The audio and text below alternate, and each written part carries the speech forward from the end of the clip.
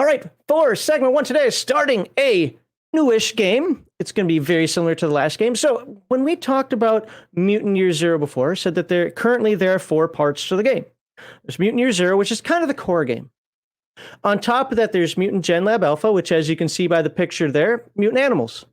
There's Mutant Mechatron, which is robots, and Mutant Elysium, which are, we'll call them non-mutated humans. Apparently, there's going to be a 5th one coming out at some point here, which is going to talk about one of the enclaves in space. So that can be cybernetics, that can be clones, that can be space aliens. Who knows? We don't know. But all of these games work together.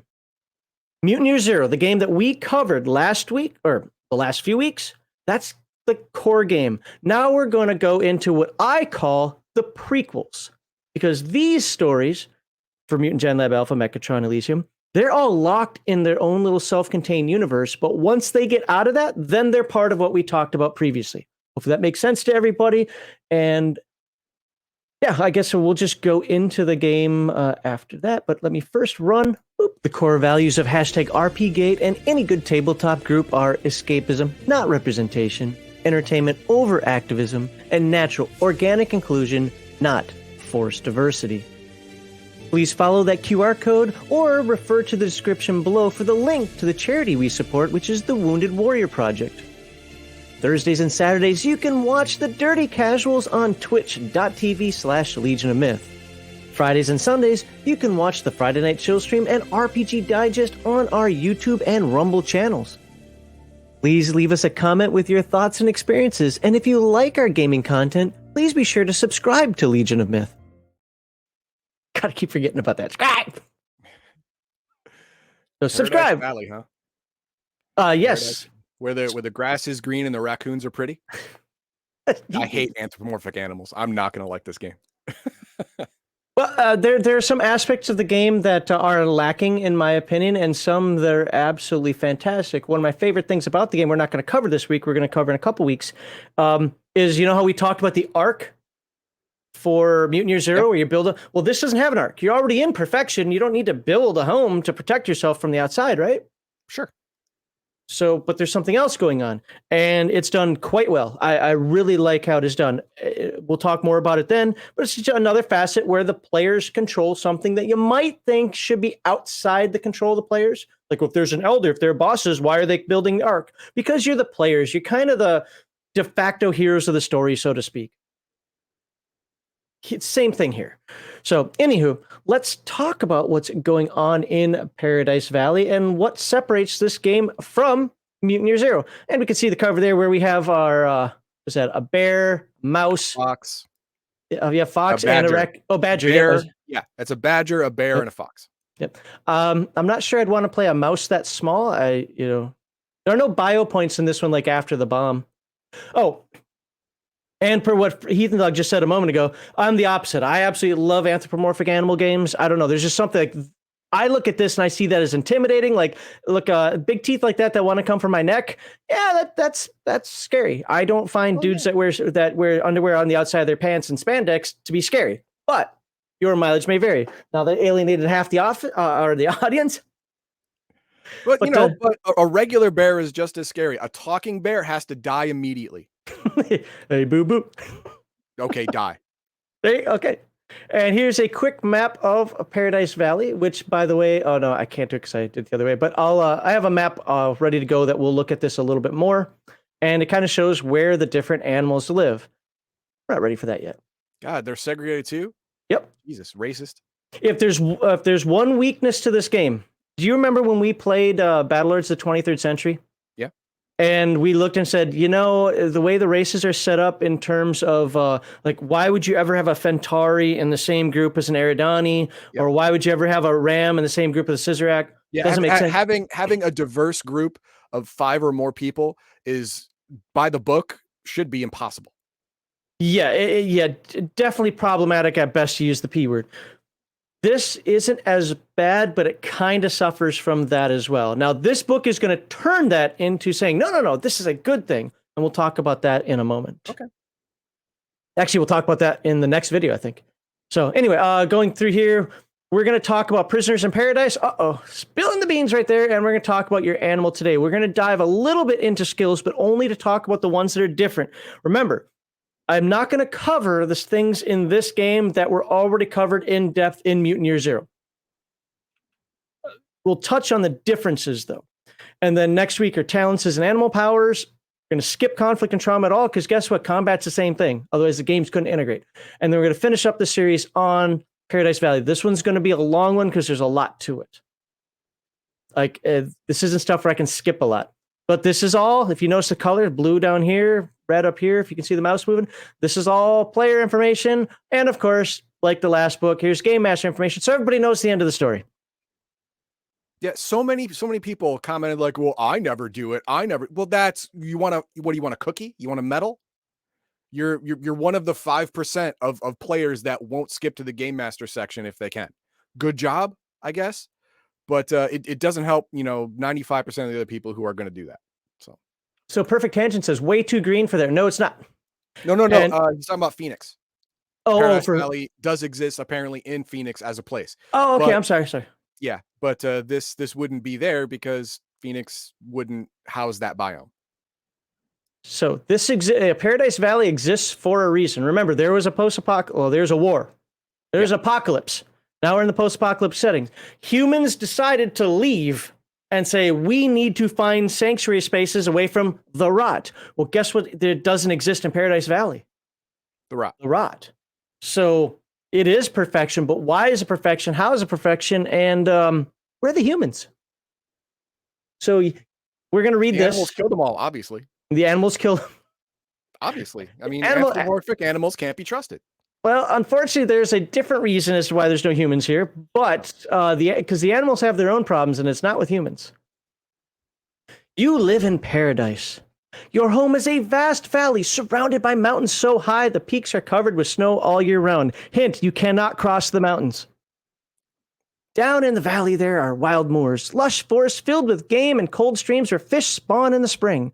And you are never alone. Your tribe is never far away. Tribe is your safe haven, your home. But paradise is a prison. Sure. Walls and fences buzzing with lethal current block all path out of the valley. Every attempt to tear the fences down or climb them is punished harshly by the Watchers, which are robots. Okay.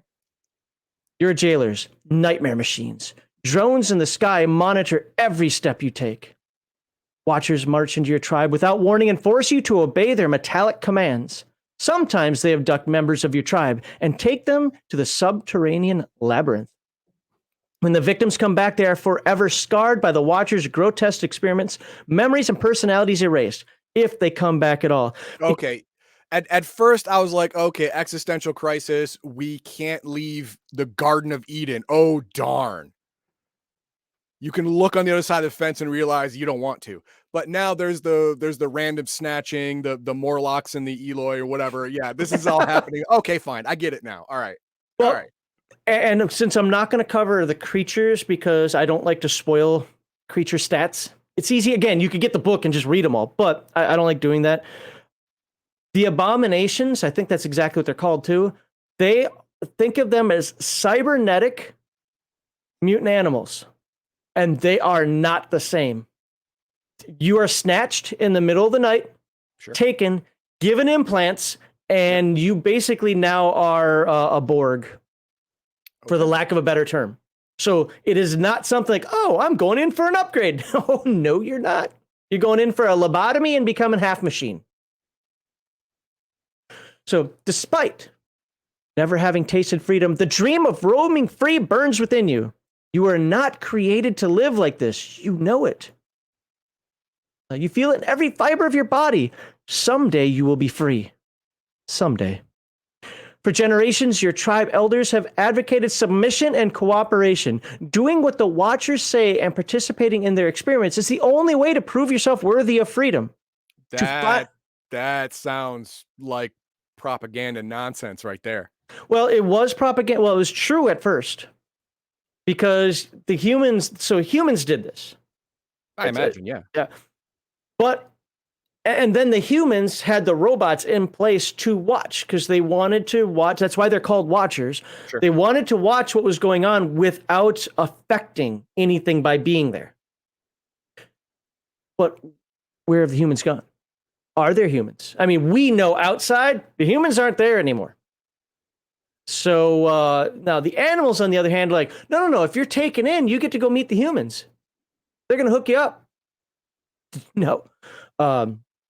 So there is this, I don't want to call it false hope because at one time it wasn't false hope. It's false hope now, but it wasn't then, if that makes sense. So they're kind of doing this out of rote instinct, for the lack of a better term.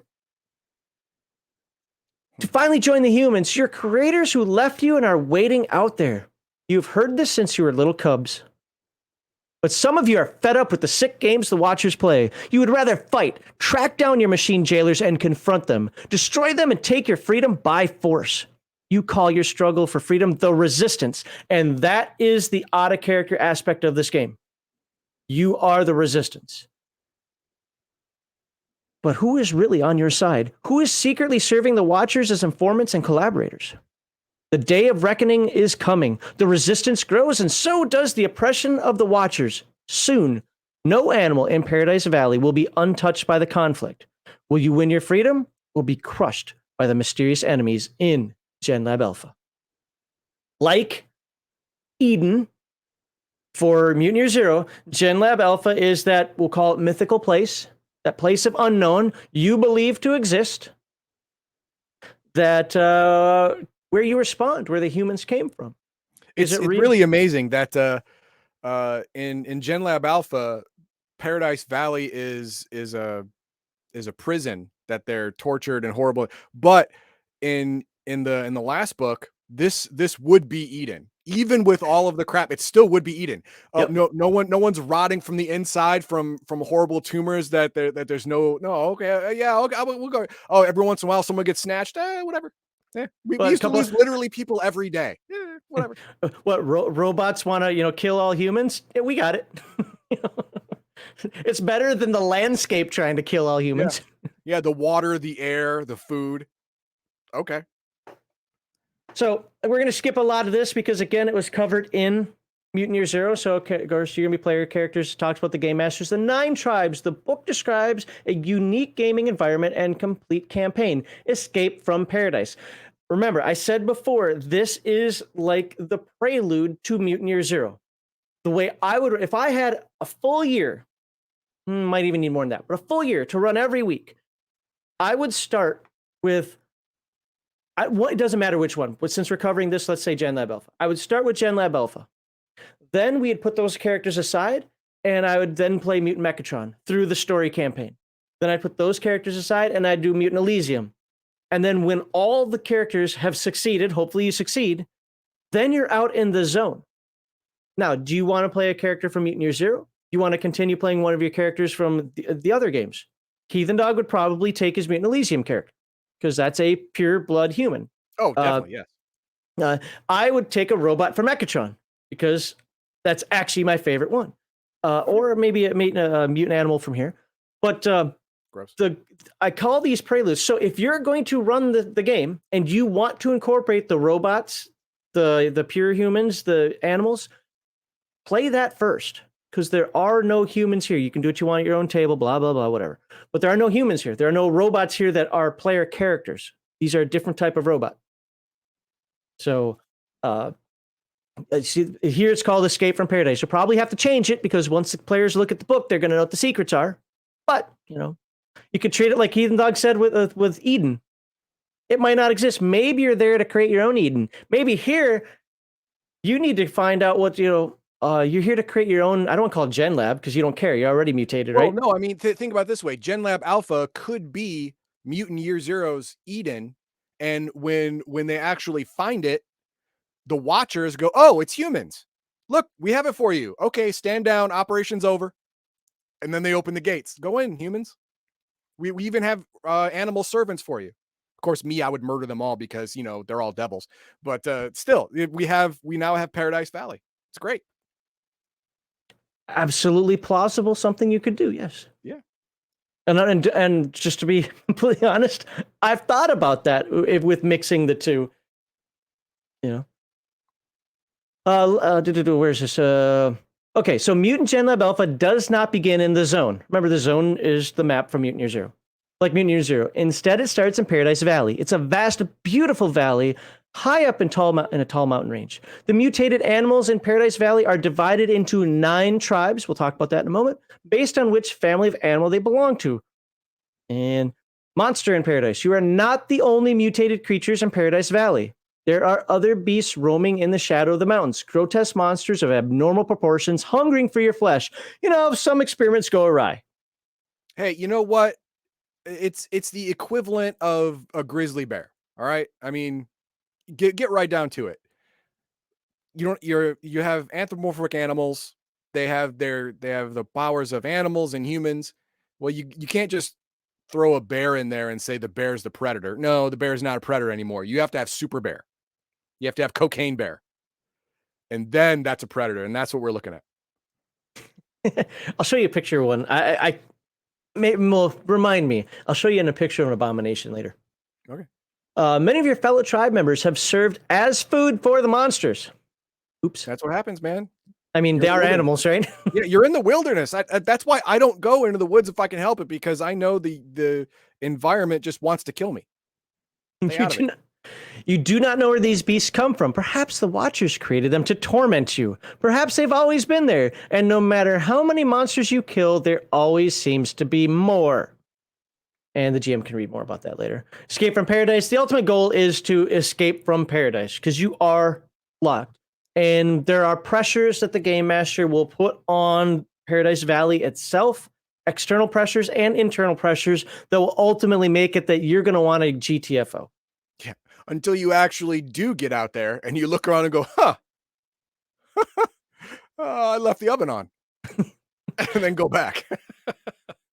Let's see. I don't want to read that. What do you do? Rules. We got that. Fight for resistance. Again, we'll talk about the resistance in a couple of weeks. Protect your habitat. Now, that is important. Because like the, what do they call them? What do they call the Mutant Year Zero?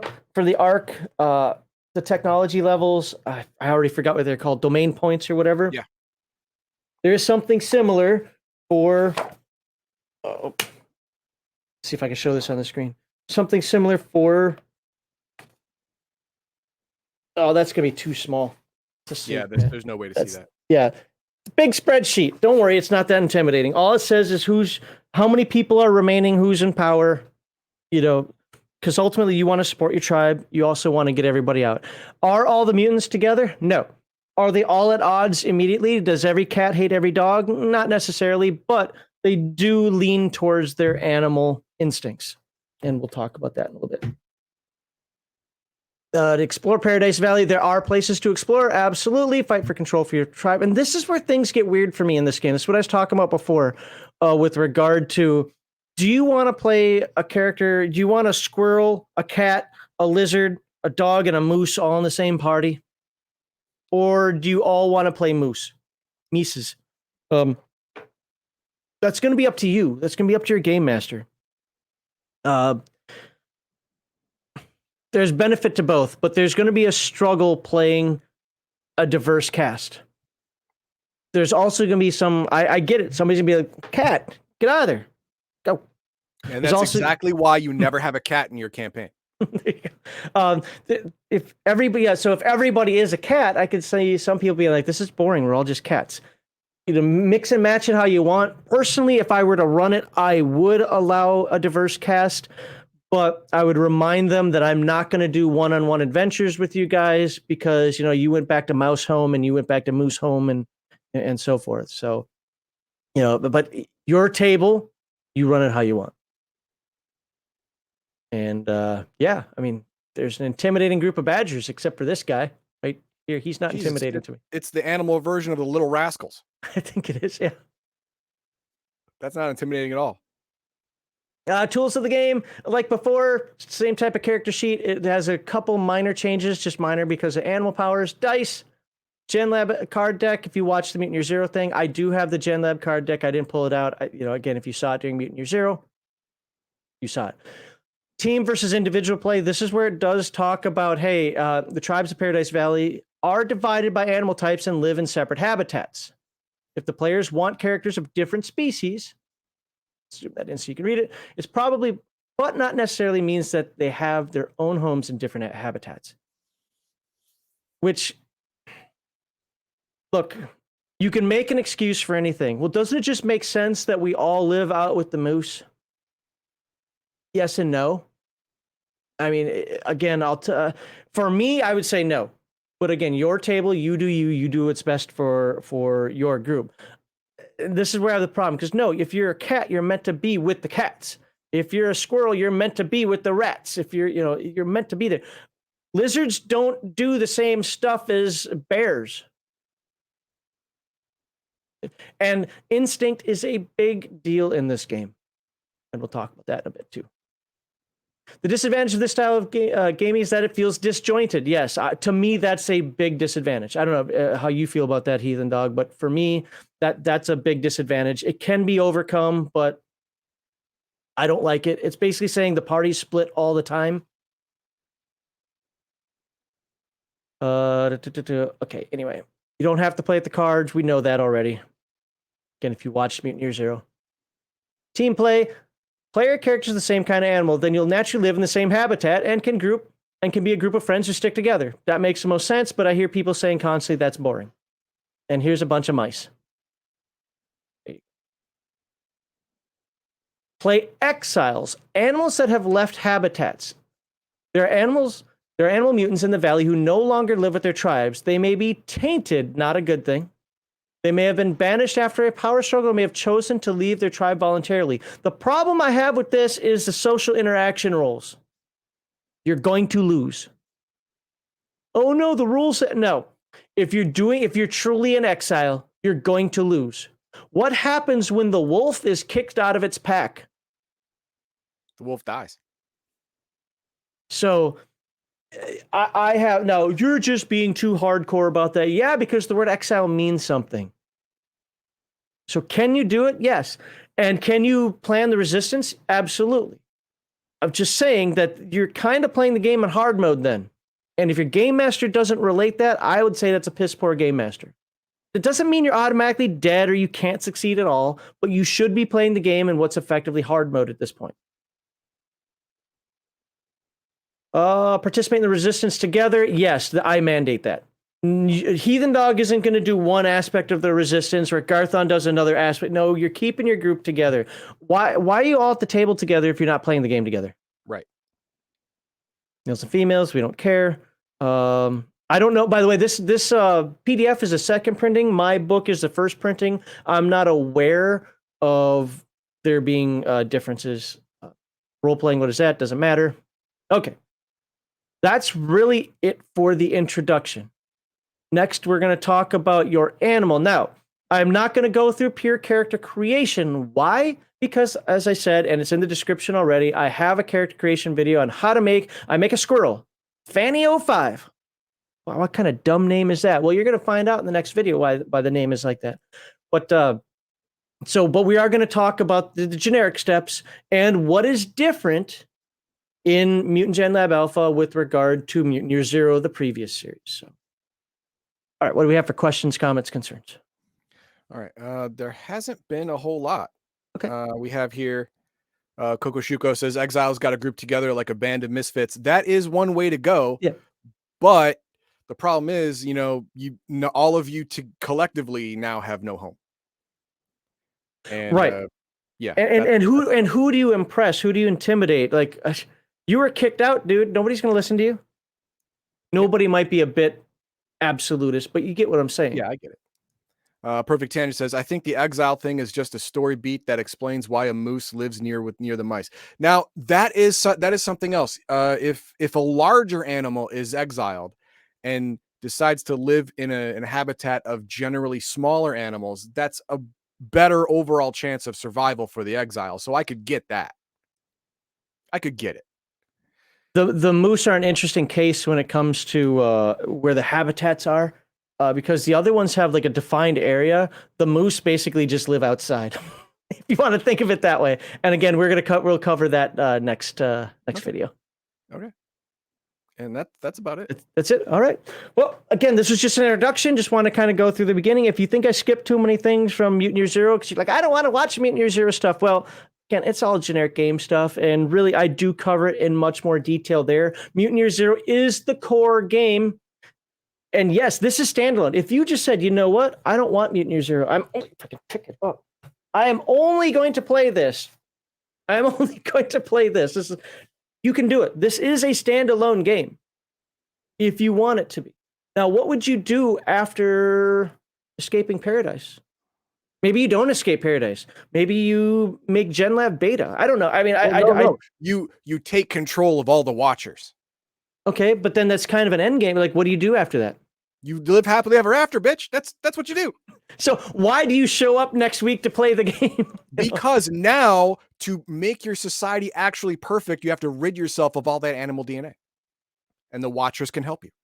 Okay. I mean, you can find a reason, but the point is after you escape or take over or all die off, I don't know, it's kind of endgame at that point if you don't branch out into the zone. Or you could just do your own thing. Maybe you find a spaceship and you decide to play, I don't know, Mutant Genlab Star Trek. I don't know. But you could do anything. Your imagination go wherever you want it to. But the point is that these do lead into Mutant Year Zero.